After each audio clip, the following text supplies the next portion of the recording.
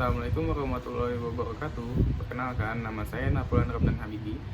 Di sini saya akan mempresentasikan fenomena berbahasa, yaitu fenomena penggunaan bahasa pergaulan di Indonesia. Latar belakang: manusia merupakan makhluk sosial yang harus berinteraksi dengan sesamanya dalam memenuhi berbagai kebutuhan hidup. Karena itu, manusia tidak mungkin bisa hidup sendiri tanpa berinteraksi dengan orang lain. Bahasa memiliki peran penting dalam kehidupan manusia karena ia menjadi alat komunikasi yang utama. Sebagai alat komunikasi, bahasa meliputi kata, klausa, kalimat yang diungkapkan secara lisan maupun tulisan. Di Indonesia, saat ini banyak menggunakan bahasa asing atau bahasa gaul dalam bahasa sehari-hari. Banyaknya penggunaan bahasa gaul dalam sehari-hari tidaklah menghilangkan penggunaan bahasa Indonesia, melainkan makna dan penggunaan bahasa Indonesia yang baik, sopan, dan santun dalam kehidupan sehari-hari menjadi luntur. Saat ini, banyak di kalangan remaja yang menggunakan bahasa gaul dalam kehidupan sehari-hari. Bahkan, para remaja ini menciptakan bahasa-bahasa gaul yang digunakan di kalangan mereka. Para remaja ini membuat bahasa Indonesia menjadi bahasa gaul dengan cara memplesetkan bahasa Indonesia. Bahasa gaul dapat dikatakan sebagai kode-kode tertentu yang hanya dimengerti oleh segelintir orang saja. Bahasa gaul ini munculkan istilah-istilah baru. Munculnya istilah-istilah baru ini dikarenakan adanya modifikasi dari bahasa Indonesia yang memiliki makna yang dapat berbeda dengan makna asli bahasa Indonesia.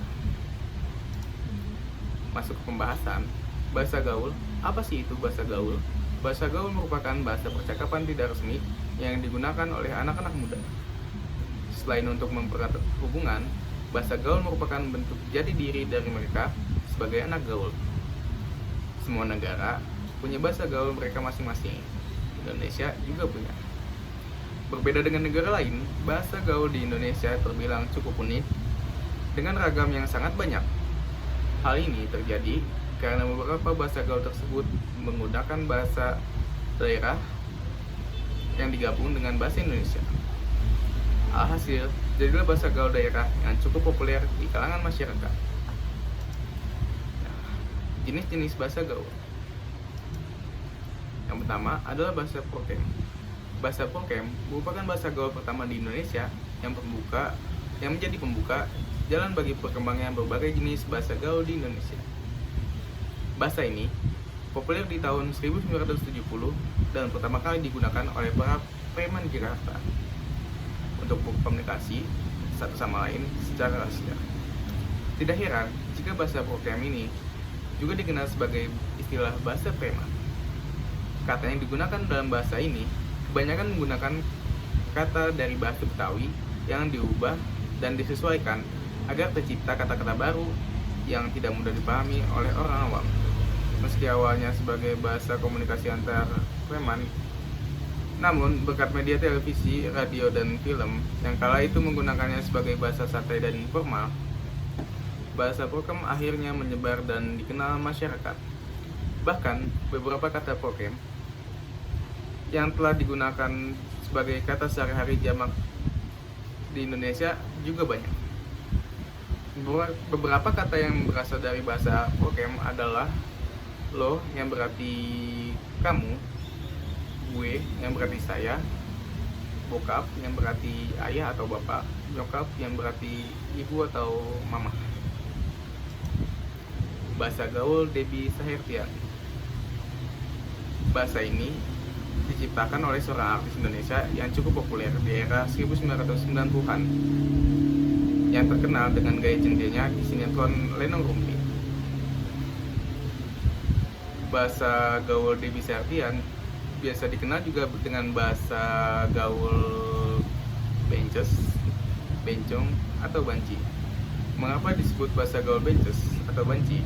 Karena bahasa tersebut aslinya merupakan bahasa rahasia yang biasa digunakan oleh kaum waria. Biasanya, dalam berkomunikasi, kaum tersebut menggunakan bahasa khas mereka yang tidak mudah dipahami.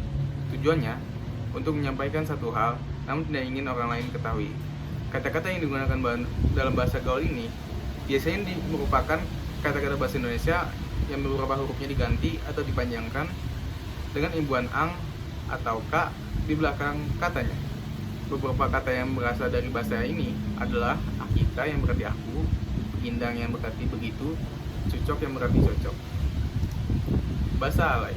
Bahasa alay banyak menggunakan metode penulisan kata dengan menggabungkan huruf dan angka. Namun, belakangan ini mereka banyak menggunakan penggunaan kata dari bahasa luar negeri biar kelihatan keren, yang penulisannya ditulis sesuai pelafalan kata tersebut dalam bahasa aslinya. Bahasa alay jarang digunakan dalam percakapan verbal karena tidak kelihatan kerennya. Kebanyakan digunakan dalam bahasa tulisan, sehingga tidak heran kalau kata-kata bahasa alay banyak ditemukan di media jejaring sosial seperti Facebook, Twitter, dan lain-lain. Beberapa kata yang berasal dari bahasa ini adalah 4 lay yang berarti alay, 5i 4pa yang berarti siapa, homes yang berarti rumah. Cukup rumit untuk diucapkan ya. Bahasa walikan. Bahasa ini sebenarnya mulai populer di tahun 1990-an dan digunakan pertama kali oleh para remaja di Kota Malang. Hingga hari ini, bahasa gaul walikan masih sering digunakan, meski hanya populer di Kota Malang dan sekitarnya. Sepertinya di Jakarta juga banyak. Sesuai namanya, bahasa walikan adalah bahasa yang di setiap katanya diucapkan secara terbalik, yaitu mengucapkan dari suku kata dan huruf terakhir. Beberapa kata yang berasal dari bahasa ini adalah ayas yang berarti saya, ngap yang berarti bang, kilap yang berarti balik, dibalik-balik, bulak-balik.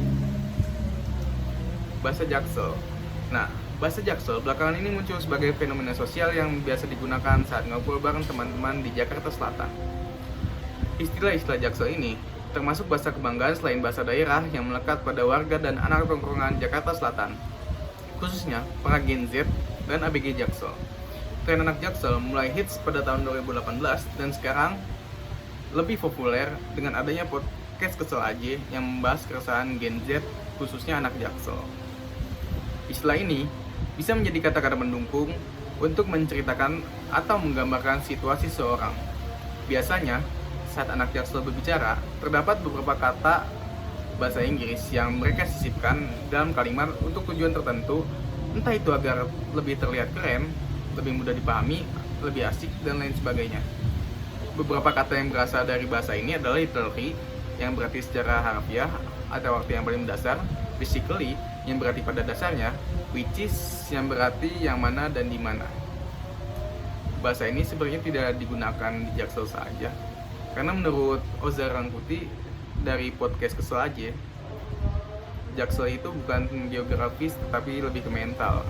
Selama kita minum kopi senja dan boba, kita itu di Jaksel. Nah, masuk kesimpulannya, masyarakat Indonesia saat ini banyak menggunakan bahasa gaul dan singkatan-singkatan dalam kegiatan sehari-hari. Hal itu merupakan bentuk penyimpangan dari penggunaan bahasa Indonesia yang baik dan benar. Adanya penyimpangan ini dapat menghambat pertumbuhan dan perkembangan bahasa Indonesia. Luntur atau hilangnya penggunaan bahasa Indonesia dikarenakan kurang kesadaran dalam diri untuk mencintai dan menggunakan bahasa Indonesia di negeri sendiri.